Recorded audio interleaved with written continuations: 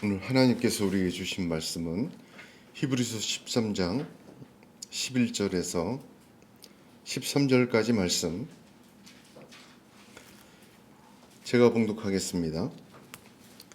이는 죄를 위한 짐승의 피는 대제사장이 가지고 성소에 들어가고 그 육체는 영문 밖에서 불사름이라.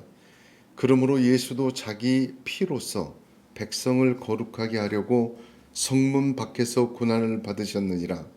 그런즉 우리도 그의 치욕을 짊어지고 영문 밖으로 그에게 나아가자.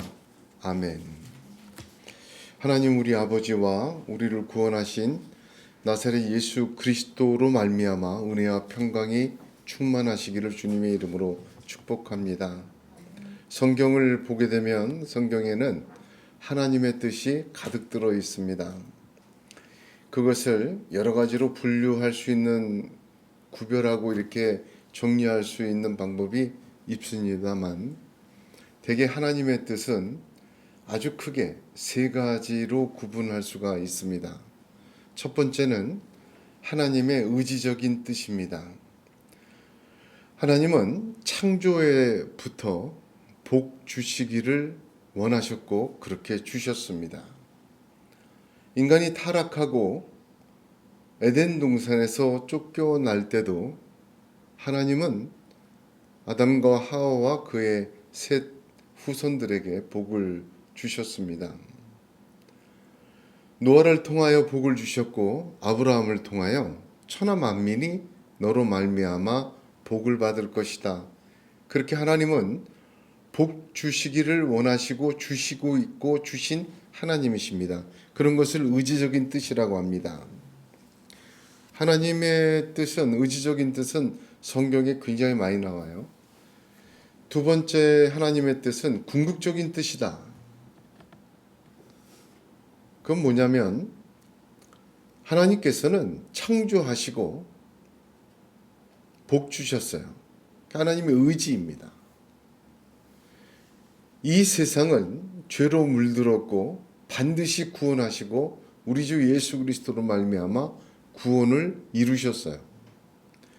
그 예수 그리스도는 다시 오십니다. 다시 오셔서 새하늘과 새 땅으로 하나님의 나라에서 영생으로 하나님의 나라를 이끌어 내십니다. 여기 궁극적인 뜻이라고 해요. 들을 귀 있는 자는 들을지어다 하면서 예수님이 천국은 뭐 그렇게 얘기하셨잖아요. 이 궁극적인 뜻이다. 세 번째는 하나님의 상황적인 뜻이다. 상황적인 뜻이라는 말은 사람이 선택한 행위와 사건 속에서 하나님의 뜻이 없는 것이 아닙니다. 아주 자세히 보면 역사도 그렇지만 우리 아브라함부터 한번 보세요. 아브라함이 당했던 인생이 이삭이 당한 인생과 똑같지 않습니다. 각기 상황이 틀려요. 하나님께 물어보고 또한 하나님의 뜻을 받아서 순종한 것도 있지만 아브라함, 이삭, 야곱뿐만 아니라 성경을 보게 되면 그 상황 속에서 선택해가며 하나님의 뜻을 알게 되는 경우도 많이 있습니다. 대개 문제는 우리가 알고 싶어 하는 것은 하나님의 의지적인 뜻이나 하나님의 궁극적인 뜻이 아니라 내 상황 속에서 하나님의 뜻이 뭐냐, 그걸 알고 싶어 합니다. 그런데 한번 잘 보세요. 하나님의 의지적인 뜻을 알지 못하면, 듣지 못하면요, 사람이 어떻게 됩니까? 의심하고 불안하게 돼요. 예수님이 함께 배에 타고 주무시고 계시는데 풍랑이 몰아칩니다. 제자들이 죽게 됐다는 거예요. 예수님은 잠에서 깨어나셔서 놀랍게도 책망하십니다. 왜 의심하였느냐?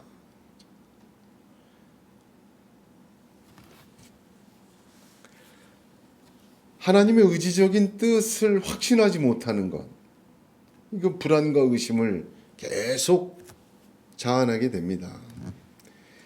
로마서 5장 8절에 우리가 아직 죄인 되었을 때 그리스도께서 우리를 위하여 죽으심으로 하나님께서 우리에게 대한 자기의 사랑을 확증하셨느니라 했어요.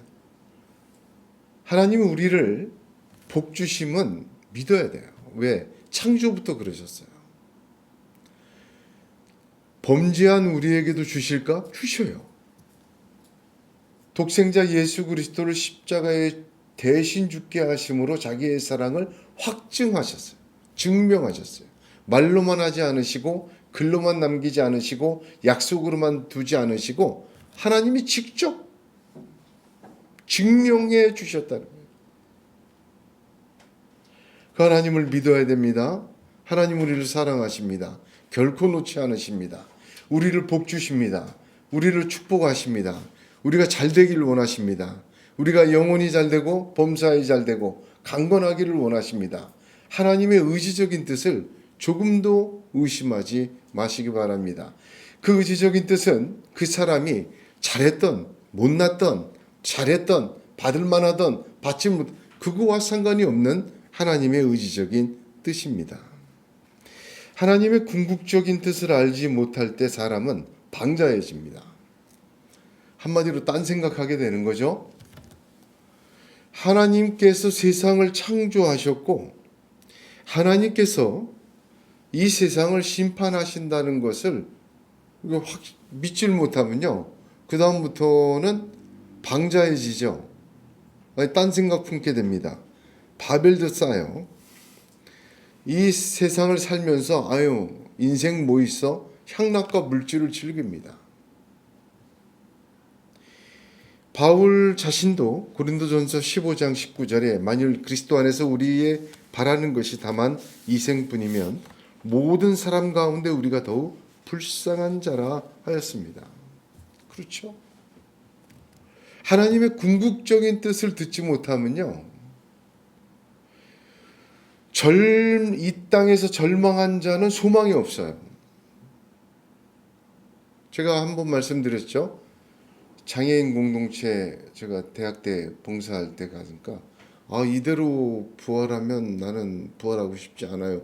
아주 절망하는 분들도 있어요. 하나님의 궁극적인 뜻을 모르면 절망한 자는 소망이 없습니다. 악한 자들은 가득 사탄의 선물 보따리를 자랑하며 이 땅에서 누가 더 악하고 누가 더 강한가를 뽐내며 사는 그런 세상이 되고 말아버립니다. 방자해지죠. 하나님 두려운 줄을 모르죠. 심판대 앞에 설 걸 생각 안 해요. 그것도 알길 원치 않아요. 애써 외면합니다. 왜? 마음대로 하고 싶으니까. 세상과는 반대죠. 생각나는 대로, 끌리는 대로, 원하는 대로. 반대잖아요. 근데 궁극적인 뜻을 그래서 잘 말을 안 해요.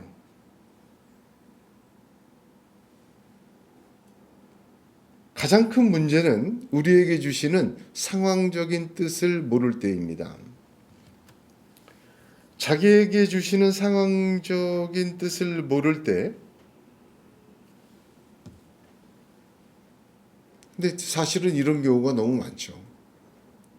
매일 매순간 사건과 선택을 우리는 합니다. 우리의 감정 속에서, 우리의 실제 행동 속에서, 우리의 관계 속에서 우리는 선택해요. 그리고 행해요. 근데 이것이 하나님의 뜻인지 아닌지 모르는 경우가 너무 많고, 버스가 지난 다음에 손을 흔들듯이 그 일이 지난 후에 나름대로 자기 자신이 해석과 적용을 갖다가 붙입니다. 특별히 이해하기 힘들고 받아들이기 어려운 일들을 겪을 때, 욥과 같은 경우죠.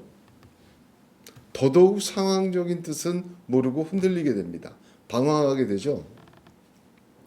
그래서 오판하게 되고 추측하게 되고 하나님의 뜻을 자기가 생각하는 대로 오용하고 오판합니다. 자기의 상황 속에서 하나님의 뜻을 알기를 원하고 또 알아야 돼요. 어떻게 그러면 그것을 알 수 있을까?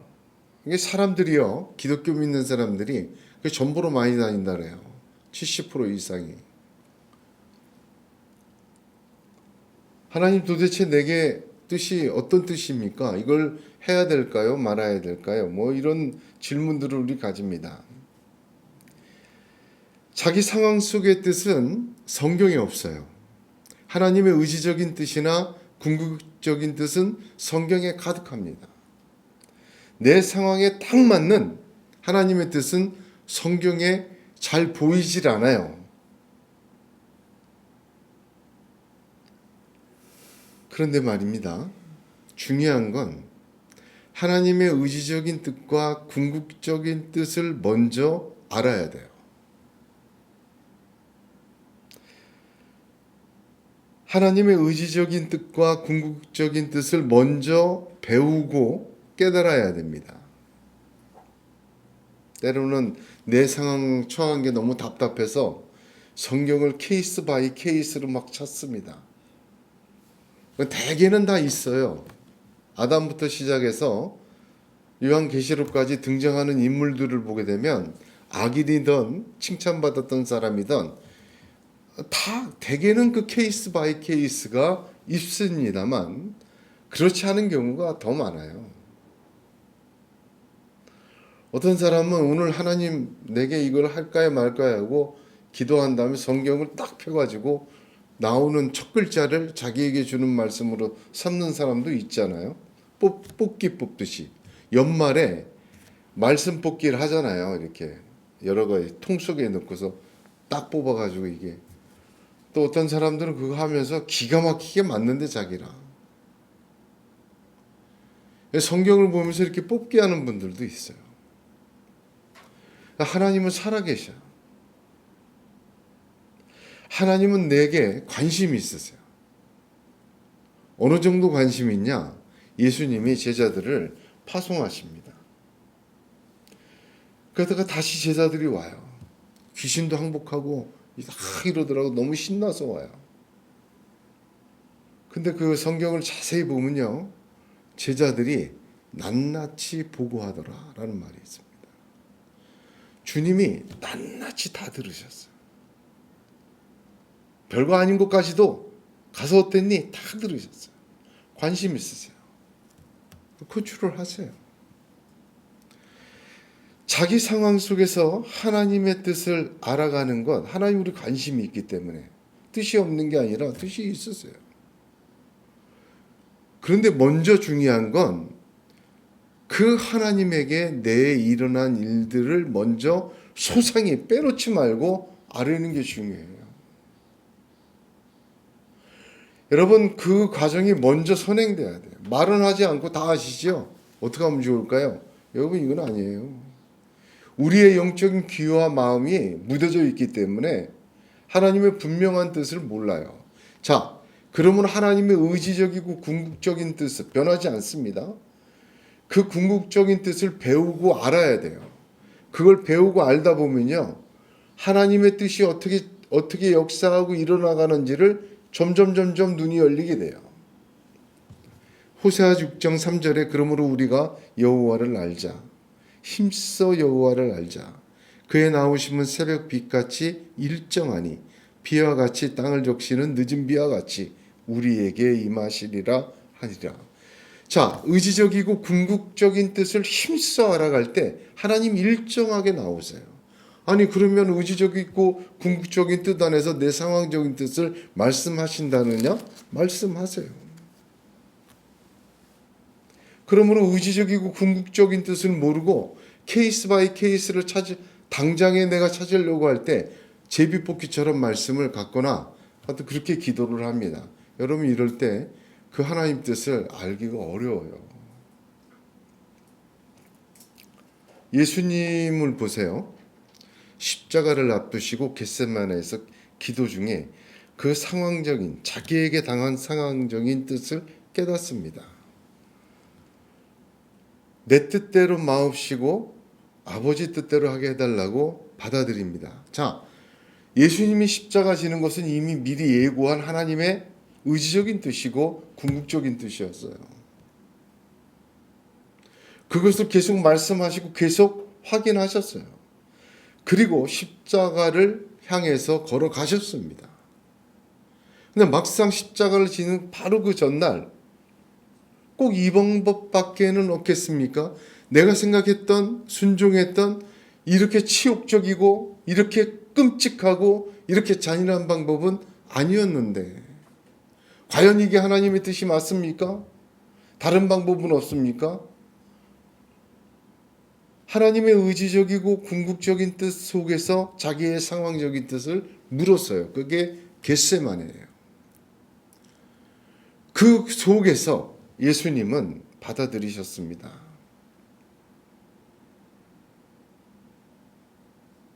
빌립보서 2장에 그것을 이렇게 말합니다. 사람의 모양으로 나타나셨음에 자기를 낮추시고 죽기까지 복종하셨으니 곧 십자가에 죽으심이라. 이름으로 하나님이 그를 지극히 높여 모든 이름 위에 뛰어난 이름을 주사 하늘에 있는 자들과 땅에 있는 자들과 땅 아래에 있는 자들로 모든 무릎을 예수의 이름에 꿇게 하시고 모든 입으로 예수 그리스도를 주라 시인하여 하나님 아버지께 영광을 돌리게 하셨느니라. 그 다음이 중요해요. 잘 보세요. 그러므로 나의 사랑하는 자들아, 너희가 나 있을 때뿐 아니라 더욱 지금 나 없을 때에도 항상 복종하여 두렵고 떨림으로 너희 구원을 이루라요. 예수 믿고 구원을 이루라래요. 누구처럼? 예수님처럼. 어떻게? 하나님의 의지적이고 궁극적인 뜻을 내 상황적인 뜻에 갖고 들어와 음성을 구하라. 하나님 말씀하신다. 그럼 피할 수가 없어요. 그 말씀이 너무 분명하기 때문에 어떤 사람은 그 말 듣기 싫어서 기도를 안 해요. 하고 싶은 대로 못 할까 봐. 빌립보서 2장 굉장히 중요하죠. 그러므로 너희도 이 예수님처럼 너희 구원을 이루어 가라.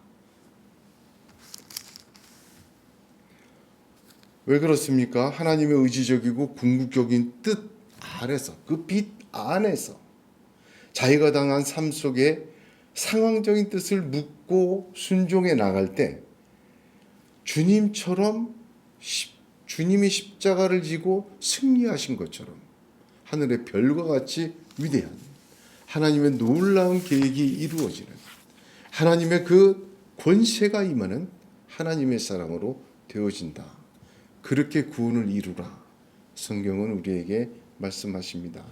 오늘 본문 보면 본문에는 하나님의 의지적인 뜻과 우리의 상황적인 뜻이 아주 기가 막히게 정리되어 있습니다. 굉장히 어려워요. 오늘 본문이. 지난주에도 말씀드렸습니다만 왜 어렵다고 하는지 몰라. 자, 보세요. 11절에 나와 있는 말은 레위기 16장에 있는 대속죄일에 속죄제를 드리는 모습입니다. 죄를 위해, 백성들의 죄를 위해, 죄를 용서함 받기 위해 제물을 잡아요. 그 짐승의 피는 성소 안에 들어가서 성소 안에 뿌려집니다. 대제사장에 의해서. 그러나 그 고기는 백성들의 죄를 전가해서 잡았기 때문에 부정한 거예요. 그래서 어디로? 영문 밖에서 불태워 버립니다. 그게 11절 말씀이에요.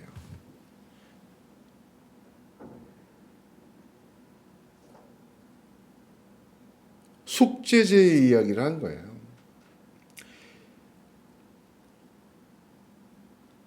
근데 여기 잘 보면 왜 이렇게 해야 되냐?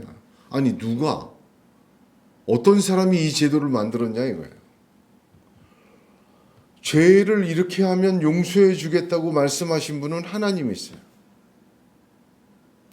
그 제물에 안수하고 그 전가시키고 대제사장의 피를 갖고 뿌리고 그 짐승의 육체는 영문 밖에서 불살라라. 누가 말씀하신 거예요? 하나님이 직접 얘기해 줬어요. 하나님이 누구십니까? 죄를 용서해 줄 당사자예요. 하나님이 죄 용서해 줄 분이 이렇게 해야 내가 죄를 용서해 주겠다고 말씀하신 거예요. 그게 제일 중요한 일입니다. 무슨 뜻이에요? 하나님의 의지적인 뜻이에요. 이렇게 해야 내가 죄 용서를 하고 싶다. 그렇게 해라. 그렇게 하기를 원한다. 하나님의 의지적인 뜻입니다. 그 하나님의 의지적인 뜻에는 하나님의 생각이시기 때문에 하늘의 지혜와 하늘의 정말 깊은 하나님의 생각이 담겨져 있어요. 그 모습 속에. 그 제안하시고 말씀하신 것 속에. 그런데 사람들은 자기의 방식대로 죄 용서받으려는 사람이 많았어요. 이스라엘의 초대왕 사울 보세요. 자기 식대로 막 좋은 재물 갖다가 막 드려요.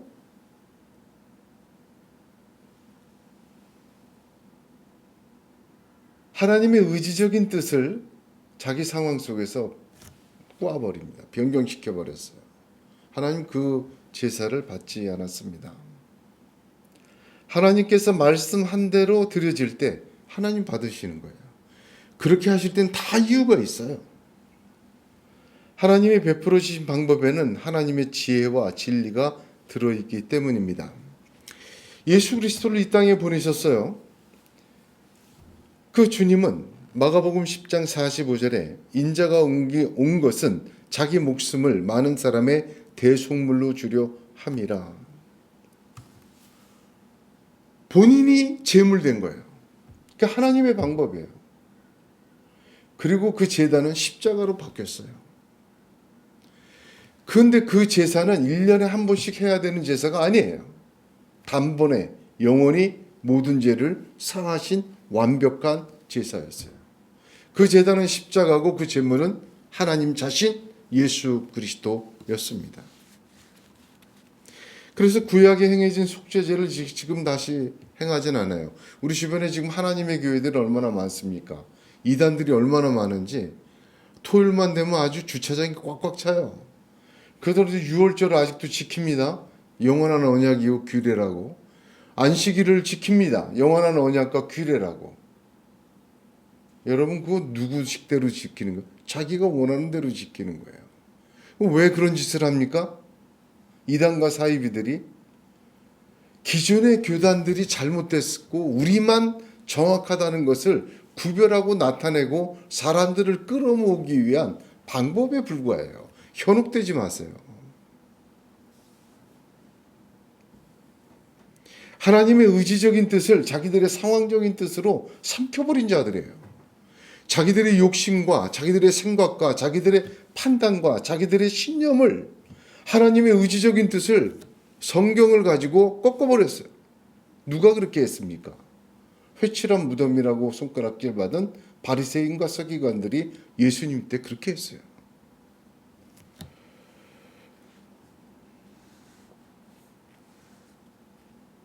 자기 생각과 자기 뜻대로 거룩해지려는 자들, 그 이단들이에요. 그들은 주장하는 게 뭔지 알아요? 성경에 다 있다. 우리 성경대로 한다. 성경대로 하는 게 아니지. 지 생각대로 하는 거지. 하나님의 의지적인 뜻과 궁극적인 뜻과 상황적의 뜻의 가장 근본은 뭐냐? 하나님의 주권을 인정하는 거예요. 무슨 말이냐? 왜 성경은 창조부터 시작할까요? 모든 것을 만드신 분이 하나님이시다. 주권을 얘기하는 거예요.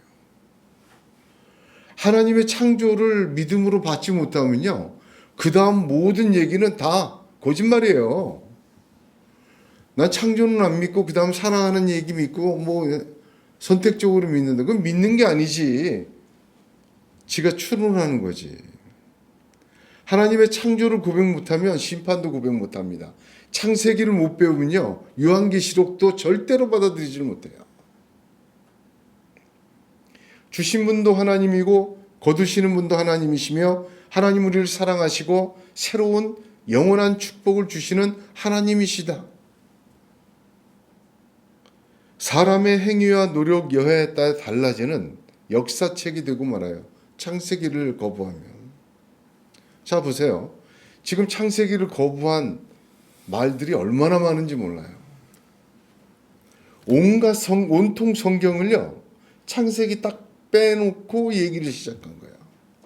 그래서 창세기에 있는 아브라함부터 시작해서 모든 인물들이 전부 다 그 사람이 어떻게 하느냐에 따라 하나님이 달라진 것이라고 이야기들을 해요. 공로주의예요. 이거 무서운 이단입니다. 진리에서. 그러니까 사람이 어떻게 하느냐에 따라서 사람이 정성을 얼마나 하나님께 드리고 얼마나 바르게 살려고 노력하고 필요 없다는 게 아니에요. 잘 들으세요. 하나님이 노하기도 하고 삐지기도 하고 분노하기도 하며 전쟁도 하고 슬퍼하고 기뻐하는 변덕적인 신이 되어버려요. 자기가 만족하면 다 죽여버리고 자기가 좀 만족하고 자기 마음에 들면 좀 살려주고 뭐 그런 하나님으로 스스로들을 만들어요. 그런 하나님 아닙니다. 하나님의 주권을 배제하고 사람이 어떻게 함으로 달라지는 그 공로주의로 만들어낸 하나님은 우상이에요. 우리가 예수를 믿어서 구원을 받습니다. 잘 믿어야 돼요. 중요한 얘기죠. 그러나 내가 믿는 것 이전에 이 땅에 하나님의 아들이 찾아오셨기 때문에 그 믿음이 시작됐음을 알아야 돼요. 우리가 기도하고 복 받기를 원합니다. 또 복 주십니다.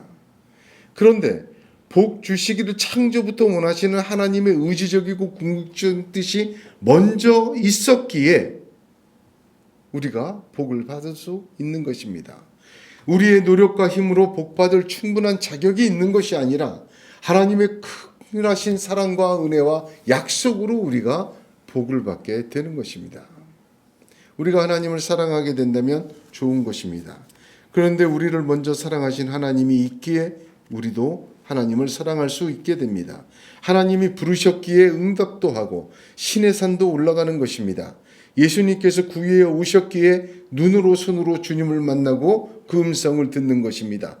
예수님이 다시 오신다고 하셨기에 믿음으로 이 땅을 살고 예수님 만날 준비를 하는 것입니다. 하나님의 나라 임하셨기 때문에 우리가 거기에 참여하는 은혜도 누리고 자녀로서 아버지라고 부르며 기도할 수 있는 것입니다.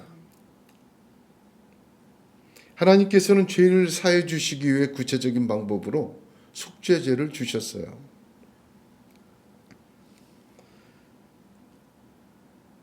그러나 단번에 완전한 구원을 이루시기 위하여 십자가의 제단 위에 하나님의 아들을 제물로 삼아 단번에 죄를 용서하셨습니다. 그 십자가 사건은 단순히 1년 1차의 백성들의 죄를 용서하는 것뿐만 아니라 그 십자가를 통하여 하나님의 자녀가 되고 하나님의 나라에서 새하늘과 새 땅에 완전한 영생의 삶을 살도록 하나님이 길을 열으신 거예요. 다르죠? 단순한 죄사함이 아닙니다. 그래서 오늘 본문 잘 보세요. 11절에 보십시오. 11절에 이는 죄를 위한 짐승의 피라고 얘기를 해요. 그런데 12절에 예수님 얘기는 예수도 자기 피로 백성을 거룩하게 하려고 정확하게 대비하며 구별합니다. 죄인들의 죄를 없애는 게 구약의 그림자의 빛이었어요. 속죄제였어요. 그러나 예수 그리스도의 십자가의 제단에 자신의 제물은 백성들을 거룩하게 해요. 자, 죄인들의 죄를 사하는 것이다. 이게 속죄제라면 그 위에 커다란 개념이에요. 그것을 다 포함하고 있는 예수님의 제물 대신과 제단은 그 놀라운 것을 다 포함한 거예요.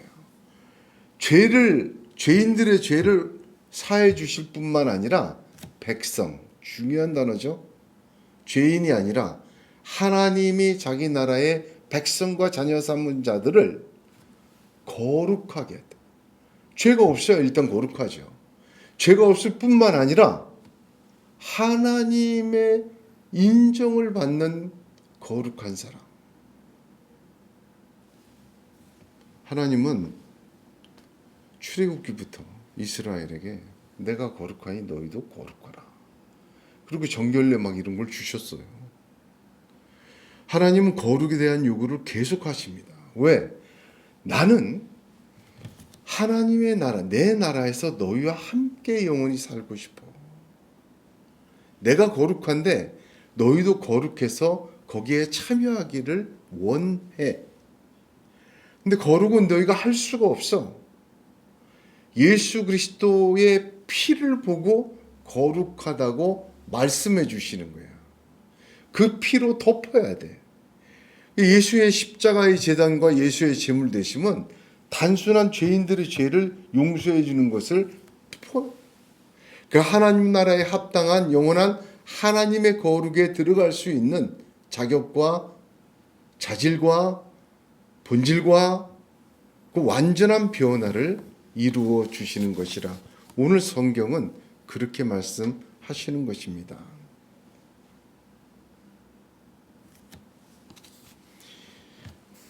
예수의 피는 우리를 거룩하게 하세요. 죄만 사함 받는 게 아닙니다. 예수의 피를 보고 우리를 넘어가세요. 거룩하다고 하나님이 말씀해 주십니다. 얼마나 큰 은혜입니까? 오늘 본문의 13절을 보면 그런즉 우리도 그의 체육을 짊어지고 영문 밖으로 그에게 나아가자. 이게 상황적인 뜻이에요. 자, 11절과 12절은 무슨 뜻이에요? 의지적인 뜻이에요. 궁극적인 뜻이에요. 13절은 무슨 뜻이에요? 그러므로 우리도 이제 상황적인 뜻이 들어오는 겁니다. 하나님의 의지적이고 궁극적인 뜻을 알고 이게 얼마나 중요한지 몰라요. 우리도 그러므로 이게 상황적인 뜻으로 들어오는 거예요. 그의 치욕을 짊어지고 영문 밖으로 그에게 나아가자. 여러분 어떤 예수에게 나아갑니까?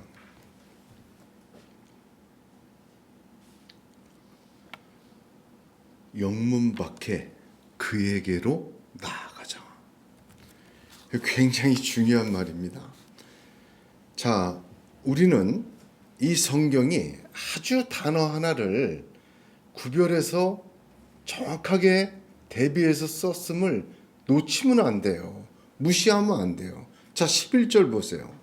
11절에 그 육체는 어디에서? 영문 밖에서 불사름이라 했죠? 과거의 속죄제는. 그런데 12절 보세요. 자기 백성을 거룩하게 하려고 성문 밖에서 고난을 받으셨느니라. 불타는 것도 아니고 고난이라는 포괄적인 단어를 쓰는데 특별히 성문 밖이라고 하셨어요. 그리고는 상황적인 뜻에서 13절에 그의 치욕을 짊어지고 영문 밖으로 그에게 나아가자.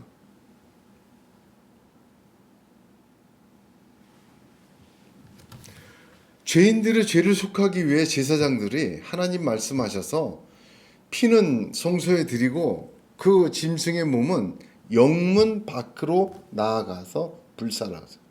그러나 예수는 성문 밖에 고난을 당하셨어요. 그리고 우리는 그 치욕을 짊어지고 다시 영문 밖에 그에게로 나아가자고 말씀하세요. 이거 단순한 반복이에요? 절대 아닙니다. 영문과 성문은 차이가 있어요.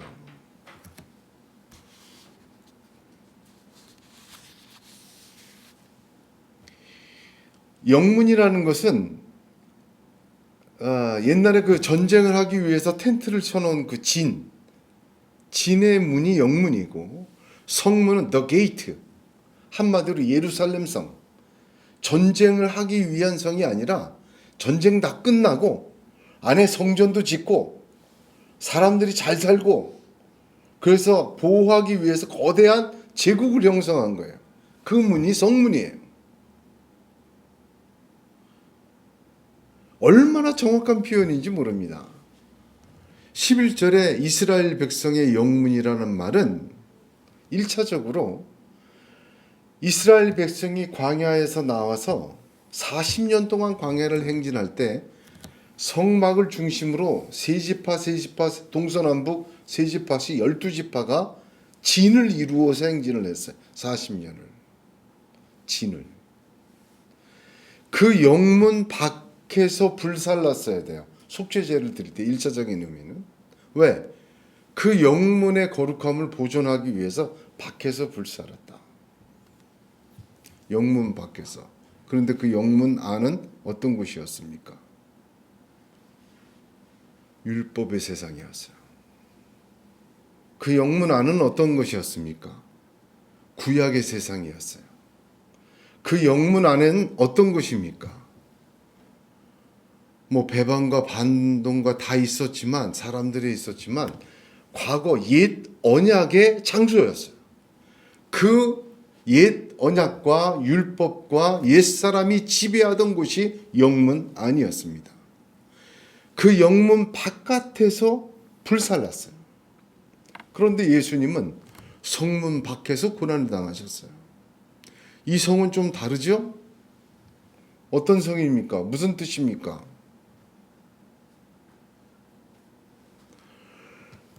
단순히 구약의 율법과 옛 언약, 옛 사람 그 영향력 바깥에서 고난을 담당하신 게 아니에요. 성이라는 것은요. 성 안이라는 것은 어떤 의미냐? 세상의 지혜와 회칠한 무덤과 예루살렘 거룩한 성전과 그들의 지혜와 그들의 성벽을 쌓은 놀라운 자금과 그 놀라운 체계가 있죠. 성문 안에 빌라도의 법정이 있었어요. 성문 안에 성전들의 계급들이 있었어요. 사람들의 생각이 있었어요. 다시 말하면 성이라는 것은요. 이 세상의 모든 권력을 얘기해요. 요한복음 18장 36절에 예수님께서 대답하시되 내 나라는 이 세상에 속한 것이 아니라 만일 내 나라가 이 세상에 속한 것이었다면 내 종들이 싸워 나로 유대인들에게 넘기우지 않게 하였으리라. 내 나라는 여기에 속한 것이 아니니라. 그래요. 예수님은요. 그 제국이라고 말하는 로마와 그 모든 사람의 지혜와 성정과 권력과 돈과 영향력 가득한 세상의 밖에서 고난을 당하셨어요. 예수님이 오신 것은 그 안으로 오셨어요. 그 성문 안으로 오셨지만 그 나라는 내 나라가 아니야. 예수님이 밖에서 고난을 당하셨어요. 그 성 안에서는요. 고난받을 일이 없어요. 호산나 다윗의 자손이요. 길거리 피는 겁니다. 그래서 성문은 그 세상의 힘과 권세와 사상과 영향력 모두를 의미합니다. 그 성에서 사람들은 그 성의 힘으로 예수를 죽이고 승리했다고 자신했습니다. 빌라도는 내가 죽일 권한도 있고 놓을 권한도 있다고 말하였습니다. 그러나 예수 그리스도의 제물 대신 십자가는 그 영향력 밖에서 이루어진 것이에요. 하나님의 손에 의해서 이루어진 것이에요. 그들이 성 안에 그들이 모든 착각과 힘과 권한의 밖에서 이루어진 하나님의 역사였습니다. 그래서 성문 밖에서 고난을 당하신 것입니다. 사람들이 보기에는 우리가 죽인 예수여, 내 손가락 하나로 좌지우지할 수 있는 예수여 복음이라고 생각했지만 그 성 밖에서 온 세상을 유혹하는 사탄이 꺾어지고 망하는 하나님의 승리가 있던 것이었습니다. 성 안에서 그 치욕을 당하셨지만 하나님은 성 밖에서 그를 받으시고 모든 종사와 권세를 그에게 주시고 하나님의 뜻을 이루십시오. 여러분, 이게 하나님의 뜻이에요. 의지적인 뜻이에요.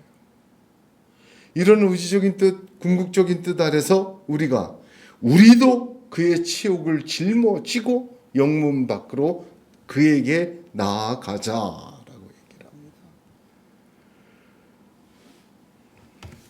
예수님은 요한복음 17장 15절에 내가 비옵는 것은 저희를 세상에서 데려가시기를 위함이 아니요 오직 악에 빠지지 않게 보존하시기를 위함이니이다. 예수님은 성문 밖에서 하나님의 상황적인 뜻에 따라 십자가를 지셨어요. 그로 말미암아 하나님 뜻을 이루시고 영광을 나타내고 존귀하게 되셨습니다. 그러나 우리는 성문이 아니라 영문 밖으로 나가야 합니다. 우리를 가두어둔 영은 어떤 영입니까? 옛사람의 영입니다. 옛 언약의 모든 제도들이에요. 여러분, 지금도 굉장히 중요한 말이 있거든요. 지금도 캐톨릭의 의식들 아주 보기 좋아요. 형식들, 어떤 절차들, 눈에 보이는 것들을 막 따라가려고 합니다. 여러분, 그거는 옳지가 않아요. 온갖 의식과 규정으로 스스로 힘을 만드는 자들의 영향력, 그 영문에서 나아가야 합니다. 복음과 진리에서 벗어난 세속적이고 인위적인 모든 영향력을 뜻하는 것이 우리가 나갈 영문입니다. 하나님의 의지적이고 궁극적인 뜻을 자기들의 힘과 세력과 선택으로 바꾸어버린 영향력, 그 영문 밖으로 나아가야 합니다. 여러분, 나갈 때 예수님도 치욕을 당하셨어요. 그 영문 밖으로 나가는 것은 조롱을 받고 치욕을 받고 침을 받고 고난을 받습니다. 예수님도 그렇게 받고 나갔어요. 바울도 그렇게 받고 나갔어요. 베드로도 그렇게 당하고 나갔어요. 여러분, 그래서 그 치욕을 짊어지라, 지탱하라. 그 치욕을 내가 간직하고 주님과 함께 영문 밖으로 나아가라. 그렇게 말씀하시는 것입니다. 영문 밖으로 나아가는 그 결단과 상황적인 뜻에 대한 복종과 순종이 있을 때 그에게로 나아갈 수 있어집니다. 거꾸로 그리스도에게 나아감으로써 우리는 영문 밖으로 나아갈 수 있습니다. 이 두 가지는 분리될 수 없습니다. 영문 밖으로 나아가지 않고 그 치욕을 당하신 그리스도께 나아갈 수 없습니다. 그리스도에게 나아가는 삶 속에서 우리는 비로소 주님과 함께 영문 밖으로 나아갈 힘을 얻게 됩니다. 그러므로 오늘 성령께서는 그의 치욕을 짊어지고, 즉 직역하면 그 치욕을 견뎌내면서 주님처럼 그 세상과 옛것의 영향력 밖으로 나아가라는 것입니다. 주님조차 치욕을 당하였습니다. 그리고 성문 밖으로 나가셨습니다. 영문 밖으로 나아가는 모든 자들은 그 치욕을 함께 받습니다. 바울이 그러하였고 베드로가 그러하였지만 하나님은 우리 주님처럼 그 치욕과 고난을 통하여 하늘에 이 땅과 비교할 수 없는 승리와 영광과 또한 권세를, 하늘의 권세를 주시는 하나님이십니다. 우리의 마음도 우리의 영문이에요. 우리 마음에 악이 가득하잖아요. 악의 영향력은 대단합니다. 죄의 영향력, 죄의 영문도 견고합니다. 땅에 있는 것, 우리가 땅에 사는 자로서 땅의 유혹들, 하늘에 있는 것을 바라보기 쉽지가 않습니다. 예수를 반대하고 거절한 모든 것들 포기하고 자기의 의를 내세우고 회칠한 무덤에서 나오는 것이 영문 밖으로 나오는 것입니다. 여러분, 그럴 때 예수님이 당한 고난을 받게 돼요. 그 치욕을 보게 돼요. 골로새서 1장 24절에 그래서 바울은 내가 이제 너희를 위하여 받는 괴로움을 기뻐하고 그리스도의 남은 고난을 그의 몸된 교회를 위하여 내 육체에 채우노라. 그것이 주님의 남은 고난입니다. 나를 사로잡고 나를 율법적이고 나를 하나님의 진리 속에 예수 그리스도 속에 놓지 못하는 모든 영향, 그 영문에서 나와야 합니다. 그리고 어디로 가야 돼요? 예수에게로 가야 합니다.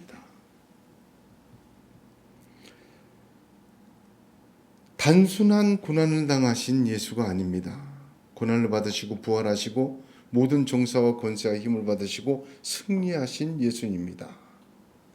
그에게 나아가자. 이 말은 뭡니까? 지금 네가 나아가는 길은 치욕을 당해, 고난을 당해, 어려움을 당해. 그거 예수님이 당하신 거야. 잘하고 있는 거야. 그러나 나와야 돼. 그럼에도 나와야 돼. 그에게 나아가야 돼. 온전히 그 주님을 믿고 주님에게 자기를 맡기라는 말입니다.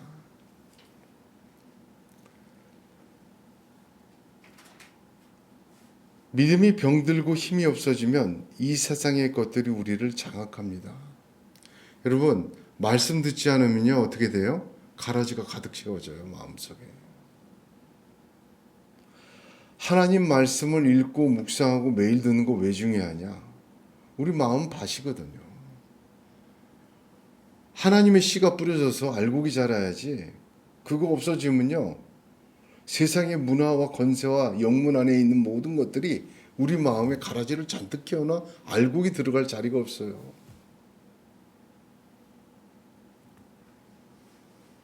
믿음이 병들고 힘들어질 때 그런 가라지들이 가득 차게 되고 결국 하나님의 말씀이, 하나님의 그 뜻이 우리의 영향권 안으로 들어오질 못해요.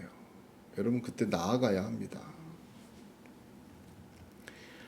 세상의 것들이 우리를 장악하면요, 그 진영 안의 것들이 우리를 채우기 시작하면 진영 밖으로 나갈 힘도 없어지고 필요도 없어지고 느낌도 사라져요. 이 무감각해지고 이 세상의 쾌락이 매력적으로 보이고 이 세상의 염려가 우리를 고문하고 또 이 세상의 모든 해야 될 것들이 우리를 가득 어떻게 해요? 주장합니다. 예수 믿으면서도 완전히 하나님의 의지적이고 궁극적인 뜻을 사용하면서 자기 삶의 노예가 되어버려요.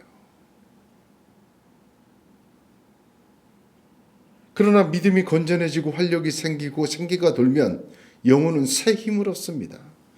영문 안에서는 느낄 수 없는 영문 밖으로 나아갈 때, 그의 치욕을 짊어지고 그에게로 나아갈 때 하늘의 하나님께서 새로운 힘과 용기와 소망을 주시고 우리 마음속에 가득 찬 가라지는 불태워 버리시고 우리 속에 있는 옛것은 하나님의 새 것으로 변화되게 하시며 세상의 그 어떤 것도 바꿀 수 없는, 자기 모든 소유를 팔아 그 밭을 사는 것과 같은, 세상이 알 수도 없고 가질 수도 없는 힘과 위로와 능력과 하나님의 축복을 허락하여 주십니다. 우리는 영문 안에 있습니다. 영문 밖으로 나가기 시작할 때 비로소 우리는 주님과 함께 이전껏 옛사람 세상의 소리와 영향력에서 승리하는 주님의 승리를 함께 누릴 줄로 믿습니다. 또한 그 상황적인 뜻 속에서 하늘에 비교할 수 없는 능력과 승리와 권세를 받을 줄로 믿습니다. 오늘 하나님께서는 이 하나님의 의지적이고 궁극적인 뜻을 보여주시면서 우리 모두가 우리의 삶 속에서